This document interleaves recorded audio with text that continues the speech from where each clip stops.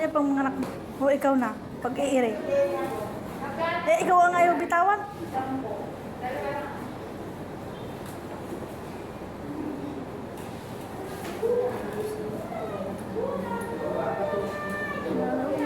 Itsura.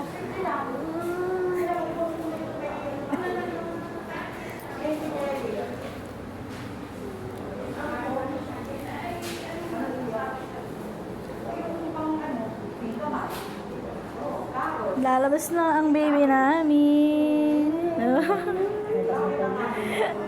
Labas na ang baby. Lalabas na.